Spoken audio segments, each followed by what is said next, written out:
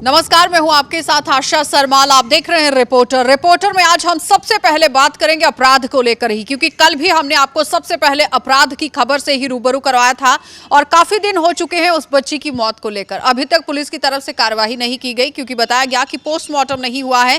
जब तक पोस्टमार्टम की रिपोर्ट नहीं आएगी तो पुलिस कुछ नहीं कर सकती। लेकिन आज जो वाकया सांबा से निकलकर सामने आया है वो दिल दहला देने वाला ही नहीं, हैरान करने वाला मामला है। क्योंकि हर अपराध जो है वो लड़कियों के खिलाफ देखा गया है, लेकिन इस बार जो घटना सामने आई है वो लड़कों के साथ भी होती हुई नजर आ रही है। आपको यह भी बताते चले कि नई नई यहां पर शादी होती है इस लड़के की और उसके बाद ही ये शव जो है वो बरामद किया जाता है। पूरी कहानी जानेंगे कि आखिर किस तरह से पूरी घटना यहां पर सामने पेश आ रही है। सीधा रुख करेंगे, इस वक्त हमारे संवाददाता ऋषि खजूरिया हमारे साथ जुड़ चुके हैं। ऋषि, सबसे पहले तो आपसे पूरा मामला समझना बिल्कुल, मैं आपको चाहेंगे। बता दूं कि अक्सर हम देखते हैं कि जब भी कोई घरेलू हिंसा का मामला सामने आता है तो उसमें लगातार हम ये देखते हैं कि महिलाएं प्रताड़ित होती हैं, महिलाएं घरेलू हिंसा का शिकार होती है। लेकिन यहाँ पर मामला उल्टा है। यहाँ पर एक मेल जो है वो इस घरेलू हिंसा का शिकार हुआ है और ये जो पूरा मामला सामने आया है ये मामला है सांबा के डगोड़ गांव का। यहाँ पर संदीप कुमार जो कि 34 वर्षीय है, इस संदीप कुमार की 2 साल पहले शादी हुई थी और संदीप बताया जाता है कि पेशे से मेडिकल रिप्रेजेंटेटिव है। और ये भी आपको मैं बताना चाहता हूँ कि 2 साल पहले जिस तरह से इसकी शादी हुई थी तो बताया जा रहा है परिवार वालों के अनुसार कि जो पत्नी थी संदीप कुमार की वो नहीं चाहती थी कि अपने ससुराल में रहा जाए। लगातार तंग किया जाता था और लगातार उसे ये कहा जाता था कि हम यहाँ नहीं रहेंगे। उसे ये कहा गया कि हम अपने मायके में ही रहेंगे। तो संदीप कुमार के ससुराल तालाब तिल्लो में है, ये जैन फैमिली है और संदीप कुमार को मजबूरन अपनी पत्नी के साथ अपने ससुराल जाना पड़ा और वहां पर उसे रहना पड़ा। लेकिन वो माँ से मिलने के लिए बीच में कई कबार आता भी रहता था, लेकिन पिछले 4 महीनों से संदीप कुमार अपनी माँ से मिलने नहीं आ पा रहा था। और वजह यह निकलकर सामने आई कि जो संदीप के ससुराल वाले थे वो उसे अपने घर पर नहीं जाने देते थे, उसे लगातार तंग किया जाता था। और आखिरकार कल देर शाम को संदीप कुमार के परिवार वालों को एक अननोन पर्सन का फोन जाता है कि आपका जो बेटा है वो काफी ज्यादा गंभीर हालत में है और उसे गवर्नमेंट मेडिकल कॉलेज में उपचाराधीन किया गया है। लेकिन जब तक संदीप कुमार की फैमिली, संदीप कुमार की मां वहां पर अस्पताल में पहुंचती है तब तक संदीप कुमार इस दुनिया को छोड़ चुका था, वो जा चुका था। और उसके बाद संदीप कुमार की परिवार ने सीधे तौर पर आरोप जो है वो पत्नी और उसके ससुराल वालों पर लगाया कि लगातार उसे प्रताड़ित किया जाता था, उसे तंग किया जाता था।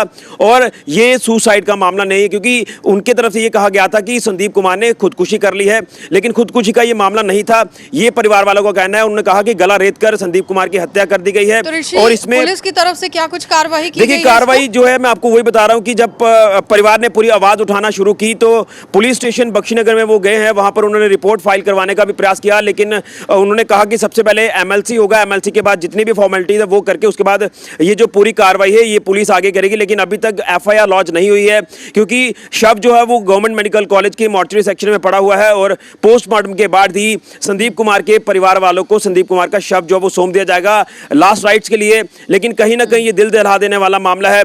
माँ का जो बेटा जो अक्सर माँ का ही पूरा ख्याल रखता था, लेकिन आखिर ऐसे दिन आ गए कि माँ को छोड़कर जो है वो जाना पड़ा। क्या लगता है कि जिस तरह से कानून बनाए गए हैं, बच्चियों के लिए कानून बनाए गए हैं, बेटियों के लिए कानून बनाए गए हैं, कहीं ना कहीं उसका दुरुपयोग होता हुआ भी नजर आ रहा है? देखिए, बिल्कुल ऐसा ही लगता है, क्योंकि हम कहीं ना कहीं एक इमोशनल जो वो चीजें देखते हैं कि महिलाएं जो है वो घरेलू हिंसा का जब शिकार होती है तो उनके साथ एक सिंपैथी जुड़ी होती है। लेकिन कहीं ना कहीं मैं आपको बताना चाहता हूं कसूर जो है वो दोनों तरफ से होता है, ये हम कई बार देखते हैं। लेकिन एक सिंपैथी जो जुड़ी होती है वो महिलाओं के साथ जरूर जुड़ी होती है और महिलाओं को हम सम्मान पूरा देते हैं और कहीं ना कहीं कई सारी चीजें भी क्लियर होती है। लेकिन यहाँ पर जो मामला है ये उल्टा नजर आ रहा है कि यहाँ पर पत्नी द्वारा जो है वो पति को प्रताड़ित किया जा रहा था, उसके ससुराल वालों की तरफ से संदीप कुमार को प्रताड़ित किया जा रहा था। और इसी वजह से अब परिवार चाहता है कि संदीप कुमार को इंसाफ मिले, जस्टिस मिले, क्योंकि कहीं ना कहीं अगर महिलाओं को सम्मान दिया जाता है तो पुरुषों को भी इतना ही सम्मान मिलना चाहिए। लेकिन कहीं ना कहीं ये दिल दहला देने वाला मामला है और परिवार ने साफ तौर पर कहा है कि जो कातिल है उन्हें फांसी की सजा होनी चाहिए और उनके बेटे को और संदीप कुमार की मां को इंसाफ मिलना चाहिए, क्योंकि मां ने आज एक अपना बेटा खो दिया है। हम देखते हैं कि बेटियों के खिलाफ अपराध जो है वो निकलकर सामने आते हैं, लेकिन आज हैरान करने वाला मामला जिला सांबा से सामने आया है। क्या लगता है कि एक मिसाल कायम होनी चाहिए कि आखिर इस तरह से अगर मामले सामने आ रहे हैं तो कैसे रोक लगे? ये एक बहुत बड़ा सवाल है। बिल्कुल, ये बहुत बड़ा सवाल है, क्योंकि आए दिन इस तरह के मामले जो वो सामने आते हैं, लेकिन मैक्सिमम हम ये देखते हैं कि महिला इस घरेलू हिंसा का शिकार होती है। लेकिन जिस तरह से यहाँ पर एक मेल पुरुष यहाँ पर शिकार हुआ है तो ये कहीं ना कहीं चिंता का विषय है। इसके ऊपर पूरी कार्रवाई जो वो उम्मीद कर रहा है परिवार शिकार की अच्छे से होगी और उसे जस्टिस मिलेगा। और कहीं ना कहीं हम भी ये अपील करना चाहेंगे पुलिस प्रशासन से कि इसके ऊपर जल्द से जल्द एक एक्शन लेना चाहिए और पूरी इन्वेस्टिगेशन कर ये पता लगाया जाए कि आखिर सच्चाई क्या है, क्या वाकई में ये सुसाइड था या फिर वाकई में ये कोई हत्या का मामला है। जब तक पुलिस इन्वेस्टिगेशन कंप्लीट नहीं कर लेती तब तक जो है वो कुछ भी कहना मुश्किल है। पूरी बातचीत के लिए तो फिलहाल आपने देखा कि जिला सांबा से किस तरह से दिल दहला देने वाला मामला सामने आया है और जाहिर तौर पर आपको बताते चले कि बेटियों के खिलाफ अपराध तो देखे जा रहे हैं हर दिन, जिस पर नकेल कसना बहुत जरूरी है, लेकिन अब पुरुषों के खिलाफ भी मामले जो है वो दर्ज होना शुरू हो चुके हैं। क्योंकि आज जो घटना देखने को मिली है उसमें साफ तौर पर आपने देखा कि ऋषि का क्या कुछ कहना था कि पत्नी के द्वारा ही अपने पति को प्रताड़ित किया जा रहा था, जो एक बहुत बड़ा सवालिया निशान यहां पर खड़ा होता हुआ दिख रहा है। क्योंकि इस युवक की मौत हो गई है और अभी भी ये मॉर्चरी रूम के अंदर यहां इसका जो शव है वो रखा गया है। पोस्टमार्टम के बाद ही पुलिस इस पर कार्रवाई करेगी। लेकिन साफ तौर पर अगर हम लड़के के परिवार वालों की बात करें तो उन्होंने आरोप यहां पर लड़की वालों पर लगा दिया है कि उनके बच्चे को प्रताड़ित किया जा रहा था, जिसकी वजह से उसकी मौत हो गई है। और साफ तौर पर अब यहां पर संज्ञान लेना बहुत जरूरी है पुलिस विभाग को भी कि अगर इस तरह से घटनाएं होती रही तो काफी तरीके से ग्राफ जो है वो बढ़ सकता है। तो ऐसी सारी घटनाओं पर नकेल लगाना बहुत जरूरी है। उसके चलिए अब आपको जिला किश्तवाड़ लिए चलते हैं और किश्तवाड़ से भी बड़ी खबर निकलकर सामने आ रही है। एक बार फिर से सड़क हादसा वहां पर देखा गया है। किश्तवाड़ सिंथन नेशनल हाईवे है जहां पर ये पूरी तरह से पेश आया है ये हादसा। यानी कहने का तात्पर्य यह है कि सड़क हादसे अब फिर से नेशनल हाईवे पर रुकने का नाम नहीं ले रहे हैं, क्योंकि किश्तवाड़ से अनंतनाग की तरफ ये रोड जाता है और जाहिर तौर पर अब विचार करना बहुत जरूरी है कि आखिर ये सड़क हादसा किस तरह से पेश आया। तो इसी पर ज्यादा जानकारी के लिए सीधा रुख करेंगे, हमारे संवाददाता अजय शान हमारे साथ जुड़ चुके हैं। अजय, किस तरह से ये हादसा पेश आया है? देखिए आशा, ये बताया जा रहा है कि दोपहर बाद कोई 2:30 बजे के करीब एक कार जो कि मुगल मैदान से चिनगाम जा रही थी, तो ये जो छात्रों सब डिवीजन हेडक्वार्टर है वहाँ पर गुजर हॉस्टल के करीब एक हादसा उस गाड़ी का होता है और 200 से 300 फुट गहरी खाई से लुढ़कती हुई ये गाड़ी जो है नेशनल हाईवे से नीचे गुजर हॉस्टल तक पहुँच गई। इस दौरान इस गाड़ी में 3 लोग सवार थे, जिसमें एक लड़का है, 2 महिलाएं, एक बेटी और माँ। एक ही परिवार के बताए जा रहे हैं कि 3 लोग थे जो गाड़ी के साथ ही उस गुजर हॉस्टल तक पहुँच गए। इस दौरान ये जो गाड़ी है पूरी तरह से तबाह हो गई, जिस वजह से ये 3 लोग जो अंदर बैठे थे इनको भी गंभीर। कारण क्या बताया गया है अजय कि किस वजह से हादसा पेश आया है? जी आशा, रिपीट करें प्लीज। अजय, कारण क्या रहा हादसे का? देखिए अभी तक कोई पुष्टि नहीं हो पाई है कि कारण क्या हुआ है, क्योंकि काफ़ी चौड़ी सड़क है उस जगह पर। तो जो हमारी अथॉरिटी से बात हुई है उनका ये कहना था कि हमारी प्रायोरिटी ये थी कि इंजर्ड को पहले हॉस्पिटल तक पहुंचाया जाए, लेकिन बदकिस्मती तक से जब तक उनको हॉस्पिटल में पहुंचाया जाता तब तक उन तीनों की मृत्यु हो चुकी थी। पुलिस के अनुसार ये एक ही परिवार जो कि चिनगाम, उसी छात्रों इलाके से चंद किलोमीटर दूरी पर चिनगाम इलाका है, वहाँ एक श्यामलाल थे जिनके परिवार के 3 सदस्य, उनका बेटा, पत्नी और बेटी इस हादसे का शिकार हुई हैं। अब हादसे के कारणों की जांच की जा रही है, लेकिन क्या वजह हुई कि हादसा पेश आया है उसकी अभी पुष्टि नहीं हो पाई है। लेकिन हम आपको ये बताते चलें कि ये हादसा जो है सब डिवीजन छात्रों से चंद किलोमीटर की दूरी पर हुआ है, लेकिन चाहते हुए भी लोगों ने प्रयास तो किया लेकिन इनकी जानें नहीं बचा सके। जी आशा। चलिए, बहुत बहुत धन्यवाद अजय पूरी बातचीत के लिए। तो फिलहाल आपने देखा कि अजय शान हमारे साथ जुड़े हुए थे जो हमें अपडेट कर रहे थे कि 3 लोगों की मौत हो गई है और गाड़ी जो है 2 से 300 फुट गहरी खाई में यहां पर गिर गई है, जिसकी वजह से ये बड़ा हादसा पेश आया है। और जाहिर तौर पर सवालिया निशान ये है कि हर दिन सड़क हादसे आखिर क्यों पेश आ रहे हैं, क्या कारण रहता है? क्या जो ड्राइविंग करने वाला शख्स है वो अच्छे से गाड़ी नहीं चला पाता या फिर सड़क सही नहीं है? इसका तो फिलहाल अभी तक कोई भी बताया नहीं गया है कि कारण क्या रहा है, लेकिन पुष्टि करना बहुत जरूरी है। सबसे पहले इन तीनों को अस्पताल पहुंचाने की कोशिश की गई है, लेकिन रास्ते में ही इन तीनों ने दम तोड़ दिया। और इस वक्त की ये बड़ी खबर थी किश्तवाड़ से, क्योंकि इससे पहले भी कई बार हादसे वहां पर हो चुके हैं। चलिए अब आपको शहर श्रीनगर लिए चलते हैं और शहर श्रीनगर से भी इरफान फाजिल की रिपोर्ट दिखा देते हैं, क्योंकि आज पेट्रोल के जिस तरह से दाम बढ़ते हुए नजर आए हैं उसी को मद्देनजर रखते हुए क्या कुछ अपडेट कर रहे हैं इरफान, देख लीजिए। अंकल तील कुता द्रग्यो? तील द्रग्यो वारिया द्रग्यो तील। कुछ परेशानी शो वंकस? सवार पे गसा परेशानी, लुकन पे गसा प्राइवेट ट्रांसपोर्ट, एस पे गसा परेशानी, कमर्शियल पे गसा परेशानी। किराए मजन क्या बासा? किराए के पड़ा को गवर्नमेंट बगैर गवर्नमेंट खाली किराया दे को इसके पर पानी क्या पेट्रोल पंप छ चलान क्या छ बंद तो अच्छा बासान तिमन त छ बास्योमुत लुक वन तील त्रावनी या पर द्रग्यो? हेको न वन पेट्रोल पंप बंद कि मगर मे पेट्रोल पंप मे तेल त्रो मे तेल तक लुकन हिज मूवमेंट कचा पेट्रोल पंपन पे कम चीज गो ती आज कह तेल त्रावने आयवा तुम वनकस बह आस तेल त्राने अत क्या दलील ना कार ना बार यपर खालान गवर्नमेंट तेलस खालान टोकनस खालान हुत खालान हर कुन गए परेशान कोत वोत तेल लीटर वनकस ये कम से कम 194 रुपये 194 रुपये ती पे बिहित ना चाँचस और सवार ानान तुम बसान पतमें कचन वरियन मज बढ़ो तेलस ये पे यह गवर्नमेंट आई मोदी गवर्नमेंट तुझ गांध ये लॉकडाउन पत तुम बसान कि तेलस बढ़ो पोस ज्यादा बढ़ो ना क्या बढ़ो ना हर कुन खोल पेट्रोल पंप हालत क्या तुम बसान लुक तेल कहें वन सारी साइकिल हेवान सारी साइकिल तुम वो क्या पेट्रोल पंप बंद बंद करान क्या सेल्समैन कड़ित ये बिचार तनखा नान तेल त्रावान पेट्रोल पंप हालत किस लुक वनकस तेल त्रावान क्या तेल द्रग्यो तूता त्रावान तीता ब्रो त्रावान आज तूता त्रावान कह द्रग्य सस्ते अम ब्रो आज त्रावान तूता ब्रो त्रावान तकरीबन कूता द्रग्यो अगर वो 94 रुपये वोत लीटर तो तुम बसान कि 2-3 वरियन मज आई तब्दीली आज आई पर्स पे ज्यादा लॉकडाउन तन पे ज्यादा त्रो अच्छा रोज थोड़ा फर्क आज तीजा कह वनकस क्या तुम बसान गाड़िन हूं रश क्यूत क्या वुचान तुम पेट्रोल पंप खाली यूता रश यूता ब्रो सस्ते लोग त्रावान आज हिसाब आज वुचान पेट्रोल गो द्रुग तवे मुश्किलात गसान कस्टमरस चलिए अब आपको जिला बारामूला लिए चलते हैं और बारामूला से भी आपको दिखा देते हैं कि कुछ दिन पहले यहां पर आग लगने से 4 लोगों की मौत हो गई थी क्योंकि ये लोग पूरी तरह से झुलस चुके थे। आज कुछ खास बातचीत हुई है हमारे संवाददाता के साथ डीसी की, क्या कुछ उनकी बातचीत हुई है और उसके साथ ही क्या कुछ आश्वासन दिए गए हैं प्रशासन की तरफ से, देख लीजिए। 7 लोग इसमें जख्मी हुए थे। ये हम घास लाने के लिए गए थे, अचानक से आग लग गई तो फिर उधर धुआं हो गया, आग लग गई बहुत ज़बरदस्त। तो मैं जल गया, मेरे कपड़े भी जल गए, वो बाकी वाले भी जल गए। तो फिर पता नहीं चला सर क्या हुआ। नहीं सर, यहाँ के लोग गए थे, सिर्फ कोई इंतज़ामिया वहाँ पे नहीं पहुँचा था। पुलिस गई थी, वो भी आधे रास्ते तक गई थी। जी हाँ।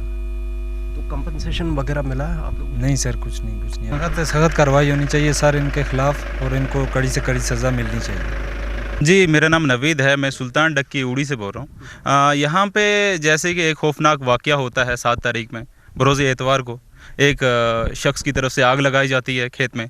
उसके बावजूद यहाँ पे लोग अपने घास वगैरह बचाने के लिए खेतों में थे और माल मवेशी सभी ने रखे हुए हैं यहाँ पे। तो वो अपने घास बचाने के चक्कर में यहाँ से घर से गए और वो आग में झुलस गए। वहाँ पे 5 आदमी आग में झुलस गए। वहाँ पे पूरा गाँव वहाँ पे था, आग बुझाने के लिए गया हुआ था, बट अनफॉर्चुनेट ये नहीं बच पाए। इन आग में ज़्यादा झुलस गए, आग के लपेटे में आ गए। चारों तरफ से आग फैल चुकी थी, भयानक आग थी उस दिन। तो वहाँ पे 3 अफराद एक ही फैमिली के, एक ही कुंबे के, अब्दुल रशीद खान, रोशन जान और अब्दुल वाहिद, जो कि एक ही कुंबे के थे, एक ही घर के थे। इन तीनों की कंडीशन सीरियस थी। और साजिद शेख जो थे सुल्तान डक्की के, वो भी नौजवान एक लड़का, वो भी दूसरे कुंबे से था। मुफाद था जो अभी ज़ेर इलाज है अभी तक, वो भी इसमें बुरी तरह झुलस गया। नमूदार होती है और कई बार 2 बार हमारे माल मवेशी भी जल गए। इस बार हमारे उधर घास थे, 7 फरवरी को लोग गए, जब आग लग गई तो आग बुझाने के चक्कर में, क्योंकि माल मवेशी का चारा था, वो अपने माल मवेशी का चारा बचाने के लिए वहाँ गए और अचानक आग ने ऐसी लपेट ली कि ये अफराद 5 जल गए, जुलूस गए, जिसमें 4 की डेथ हो चुकी है। और हमारी इंतज़ामिया भी कल से हरकत में आई सर। और मुझे अफसोस से कहना पड़ता है कि हमारी इंतज़ामिया इतनी ढीली रही, ये हमारे साथ हमेशा से होता आ रहा है। हमारा ये एक घर खाली हो गया और इसका एक भाई जिसके 4 बच्चे हैं, 20 दिन से लेकर 6 साल तक, उसका कोई सहारा बगैर अल्लाह के नहीं है। हम मीडिया के शुक्रगुजार हैं, गुलिस्तान न्यूज़ के, जिन्होंने हमारा साथ दिया। हम आपसे और अपनी गवर्नमेंट बीजेपी से और गवर्नर साहब से रिक्वेस्ट करते हैं कि इस मामले की तहकीकात फौरी तौर की जाए और इनको साथ हलफ किया जाए। अगर हम शुमाली कश्मीर के सरहद इलाके उड़ी की बात करें, उड़ी से तकरीबन 12-13 किलोमीटर की दूरी पे जो सुल्तान डक्की का इलाका है, वहाँ पे आज से तकरीबन 10-12 दिन पहले जो आग नमूदार हुई, इस आग ने जो है तकरीबन 5 लोगों को जो है अपने लपेट में लिया है और 5 में से तकरीबन 4 की मौत वाक़ा हुई है और एक ज़ख्मी बताया जाता है और जिसका इस वक्त जो है इलाज चल रहा है। अगरचे हम इन सरहदी इलाकों की बात करें, अक्सर व बेशतर यहाँ पे जो है आग की जो इस होलनाक वारदात में जो है काफ़ी नुकसान होता है और लोगों का यही कहना है कि हम ज़िला इंतज़ामिया से अपील करते हैं, चाहे जो मुतल्लिका महकमा है उनसे हम अपील करते हैं कि वो यहाँ पे आके और तखमीना लगाए कितना क्या नुकसान हुआ और उन लोगों को जो है मुआवजा मिलना चाहिए और कंपनसेशन मिलनी चाहिए। अगरचे देखा जाए इन सरहदी इलाकों की बात करें, यहाँ पे जो है अक्सर व बेशतर ऐसे जो हादसा होते रहते हैं। आप देख सकते हैं मेरे पीछे ये जो इस वक्त आप परमपीला का इलाका देख सकते हैं और इस वक्त इस जंगल में जो है किस तरह आग नुमादार हुई है। हालांकि इसने पूरे जंगल को जो है अपने लपेट में लिया है और लगातार जो है ये आग इस वक्त जो है चल रही है और देखा जाए इस वक्त जो है तेज़ हवाओं के साथ साथ ये आग जो है पूरे जंगल में फैलती हुई नज़र आ रही हैं।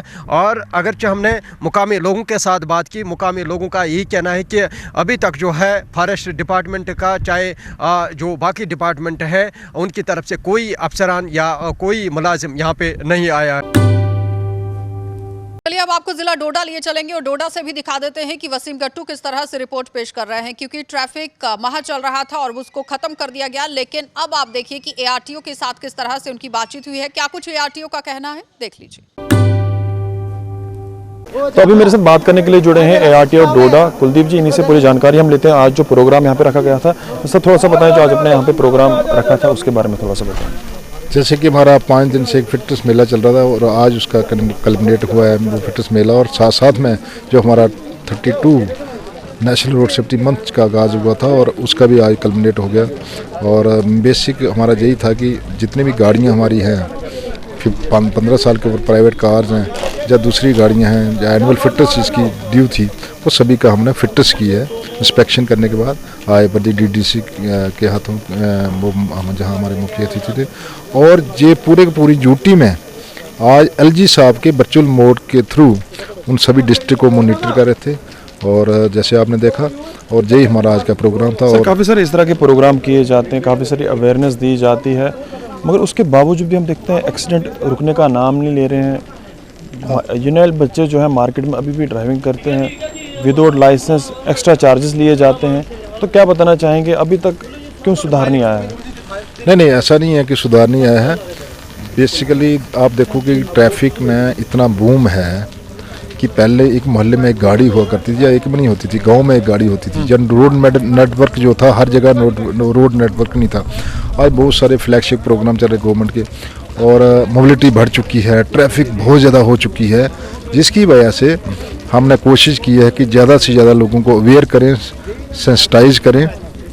और उसमें ये नहीं है कि एक्सीडेंट बिल्कुल हो रहे हैं, लेकिन हमारी जो जैसे एक बीमारी होती है तो लोगों की कहीं हॉस्पिटल में जा रहे हैं, उनका इलाज ट्रीटमेंट चल रहा है, कई लोगों के बेचारों के बीच में डेथ भी हो रही है, लेकिन वो ट्रीटमेंट बंद नहीं होना चाहिए। हमारा मकसद यही है कि ज़्यादा से ज़्यादा लोगों को अवेयर करें, रोड यूज़र को अवेयर करें।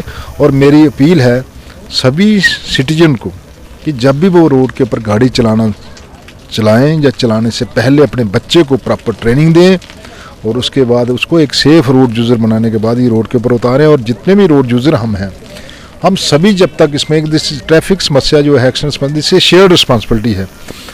अब डे एंड नाइट मोबिलिटी चल रही, गाड़ियाँ चल रही हैं और कई बार डिस्ट्रैक्शन, कई बार नशे में, कई बार ओवर स्पीडिंग में, कई बार टेंशन में, कई बार ड्रोजी में, मतलब आप फटीक में गाड़ी चला रहे हो, कई बार आप फैमिली के साथ बैठे हो तो कि बच्चा आपको डिस्ट्रैक्शन कर देता है तो एक्सीडेंट में, फैटल एक्सीडेंट में तब्दील हो जाता है। इन सभी चीज़ों का मोबाइल का इस्तेमाल है। सर लास्ट टाइम मेरी आपसे बात हुई थी, लोगों की कंप्लेंट थी कि 3 व्हीलर्स काफ़ी ज़्यादा चार्जेस लेते हैं, पर उसके बाद आपने बताया था कि हम एक्शन करेंगे। एक्शन कहीं पर दिखा नहीं हमें।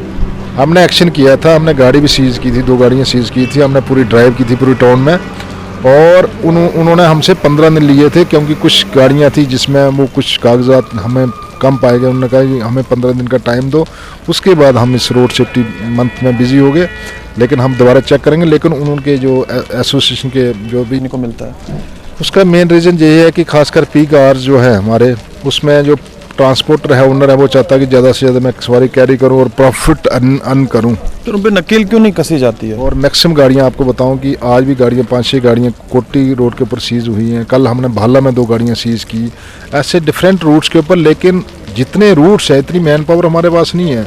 और हमारे पास एक पूरे डिस्ट्रिक्ट में मेरे पास एक इंस्पेक्टर है, वो ऑफिस में लर्नर टेस्ट भी लेगा, इंस्पेक्शन भी गाड़ियों की करेगा, दूसरी पब्लिक कंप्लेंट्स भी अटेंड करेंगे। तो ये practically it is not possible to cater, मतलब पूरे ओवरऑल डिस्ट्रिक्ट में इसको प्रॉपर तरीके से इसको डेटरेंस क्रिएट की जाए। लेकिन तभी हम काउंसलिंग इंटरेक्शन जो ऑपरेटर हैं, ड्राइवर, उनके साथ करते हैं। और साथ साथ में हमारा ट्रैफिक विभाग जो है। सर, लोगों से किस तरह की अपील करेंगे आप?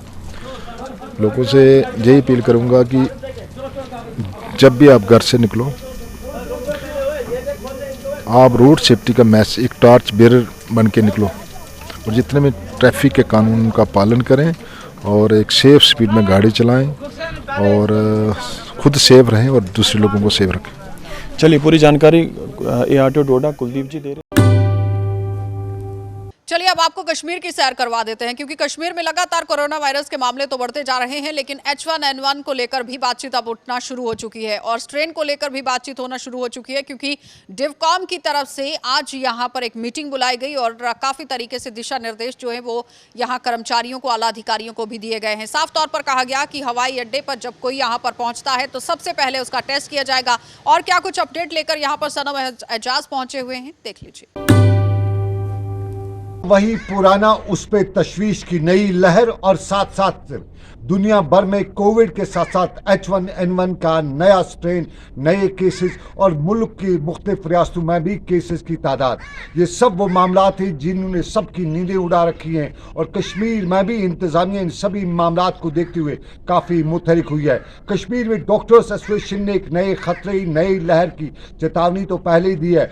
वहीं श्रीनगर में एडमिनिस्ट्रेशन ने आज एक आला सतही मीटिंग भी बुलाई और divisional commissioner Kashmir, incharge divisional commissioner Kashmir Shahid Iqbal Chaudhary की सदारत में हुई मीटिंग में यही फैसला लिया गया कि श्रीनगर के हवाई अड्डे पे आने वाले किसी भी मुसाफिर को तब तक हवाई अड्डे से बाहर निकलने नहीं दिया जाएगा जब तक न उसका कोविड का टेस्ट होगा और कोविड का टेस्ट रिपोर्ट आने के बाद ही उससे श्रीनगर के हवाई अड्डे से बाहर निकलने की इजाज़त होगी। शाहिद इकबाल चौधरी की सदारत में हुई मीटिंग में जहां इंतजामिया के सभी लोग थे, वहीं यह भी फैसला लिया गया कि अगर कोई पॉजिटिव पाया जाता है तो उसको श्रीनगर के हवाई अड्डे से ही आइसोलेट किया जाएगा। याद दिलाना चाहेंगे, साल 2020 के इब्तदाई दिनों में भी इसी तरह की इब्तदाई तौर पर खबरें आना शुरू थी और उसके साथ साथ फिर एक नई लहर भी चल पड़ी थी और इस वक्त भी खबरें और हालात उसी तरह के दोबारा दिखाई दे रहे हैं और एक नई चुनौती की खबर आ ही रही है। और ये चुनौती आने वाले वक्त में, आने वाले दिनों में किस तरह की सिचुएशन इख्तियार करती है ये वक्त ही बताएगा। लेकिन फिलहाल चुनौती की घड़ी और उस पर फैसला लगने की मोहर भी है। सनम एजाज, श्रीनगर।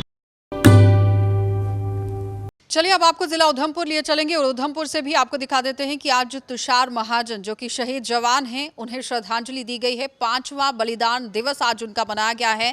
तुषार महाजन चौक पर ही ये श्रद्धांजलि समारोह रखा गया था। आशीष दत्त पहुंचे हुए थे, किस तरह से पूरी रिपोर्ट दिखा रहे हैं, देख लीजिए। आज अमर शहीद कैप्टन तुषार महाजन की 5वीं बलिदान दिवस है। आज ही के दिन 21 फरवरी को पामपोर में EDI ब्लॉक में आतंकी घुसे थे और इन्हें सूचना मिली कि आतंकी वहाँ पर हैं और ये वहाँ पर ऑपरेशन में गए और ऑपरेशन में इन्होंने आतंकियों को भी मार गिराया, परंतु उस घटना में ये गंभीर रूप से घायल हो गए और घायल होने के बाद की अवस्था में भी ये आतंकियों से लड़ते रहे और तब तक लड़ते रहे जब तक इनके प्राण न चले गए और इन्होंने भारत माता की रक्षा के लिए अपने प्राणों की आहुति दे दी। आज उधमपुर में तुषार मोड़ पर, जिसे टी मोड़ कहा जाता है, तो वहाँ पर आज इन्हें उधमपुर स्थानीयों के साथ साथ आर्मी की तरफ से भी आज इन्हें श्रद्धांजलि दी जा रही है। आप विजुअल में देख सकते हैं कि उधमपुर के गणमान्य लोगों के साथ हर तबके के लोग जो हैं यहाँ पर आए हैं और शहीद कैप्टन तुषार महाजन को श्रद्धांजलि दे रहे हैं। कैप्टन तुषार महाजन ने छोटी सी उम्र में अपनी जो तुषार महाजन की अपनी लाइफ थी वो भारत माता के लिए न्यौछावर कर ली। आज के युवाओं के लिए वो कहीं ना कहीं प्रेरणा का स्रोत है। आप देख सकते हैं कि भारत माता के नारों से ये चौक गूंज गया है।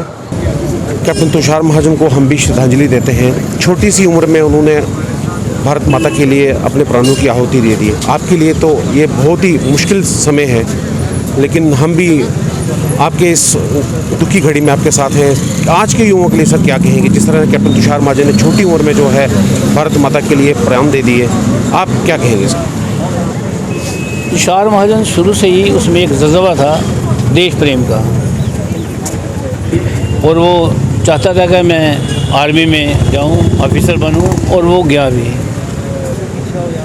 और जब उसे को जो असाइनमेंट्स मिली उसको उसने पूरा भी किया, और लास्ट असाइनमेंट में वो उन्होंने शहादत को पाया।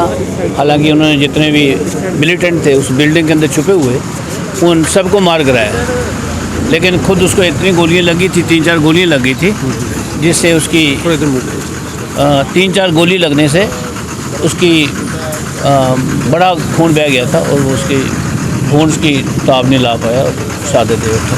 सर पाकिस्तान हमेशा प्रॉक्सी वार तो चल ही रहा है जी। 1-1, 2-2 हमारे जो सैनिक हैं वो शहीद हो रहे हैं जी। लेकिन सरकार को इस पर कड़ा संज्ञान नहीं लेना चाहिए, जिस तरह से 1-1, 2-2 परिवार का जो है सदस्य हर दिन कहीं ना कहीं इसका वंस फॉर ऑल एक सोल्यूशन होनी चाहिए, वंस फॉर ऑल, कि रोज़ रोज़ लोगों के घरों में एक मातम छा रहा है। आज कोई पुलिस वाला मर रहा है, कोई आर्मी वाला मर रहा है, कोई एयरफोर्स वाला मर रहा है, तो उन परिवारों के दुख को वो समझे। गर्व बड़ा है कि हमें वो कि हमारा बेटा जो है मुल्क के लिए शहीद हुआ, लेकिन दुख भी तो है। एक कैंपेन चलाई गई थी कैप्टन तुषार महाजन के नाम पर, उधमपुर रेलवे स्टेशन रखा जाए और गंगेड़ा हिल उसको भी रखा जाए जी। एक जो डीसी पुराने थे यहाँ पर, उन्होंने एक रेजोल्यूशन पास किया था, लेकिन अभी तक कुछ नहीं हो पाया। कि नहीं आप समझते हैं कि सरकार या एडमिनिस्ट्रेशन कहीं ना कहीं जो इन चीज़ों का नकार कर देती है, जो इतनी बड़ी बलिदान जो है देश के लिए दे देते हैं, उनके बारे में कहीं ना कहीं फिर भी सरकार पीछे रह जाती है? बिल्कुल, इसमें कोई झूठ नहीं है कि उस वक्त बड़ी मुहिम चली थी कि हमें शहीद के नाम पे, इस तुषार महाजन के नाम पे रेलवे स्टेशन का नाम, गंगेड़ा पे एक पार्क बनाएंगे। पहले प्रपोजल था कि हम यहाँ पर जिप साइड पे, नहीं जिप नहीं, ये गढ़ी साइड पे बनाएंगे, मलाड साइड पे, लेकिन फिर वो चला गया वहाँ ये गंगेड़ा पे, लेकिन कुछ हुआ नहीं। चलिए अब आपको दिखा देते हैं कि आखिर जम्मू के अंदर क्या कुछ सूरत हाल चल रहे हैं, क्योंकि महंगाई को मद्देनजर रखते हुए लगातार धरने प्रदर्शन जो हैं वो जम्मू के अंदर भी देखे जा रहे हैं। क्या कुछ यहाँ पर लोगों का कहना है, देखिए। सेंट्रल गवर्नमेंट के खिलाफ जहाँ पे प्रदर्शन किया, क्योंकि पेट्रोल और डीजल और सिलेंडर हमारी सेंट्रल गवर्नमेंट ने इन पे इतनी महंगाई कर दी है, क्योंकि पहले भी जहाँ पे लॉकडाउन रहा तो हमारे जो गरीब परिवार हैं वो अभी तक अपना जो खाना है, जो अपना गुजारा करना मुश्किल। आप देखते रहिए कार्यक्रम।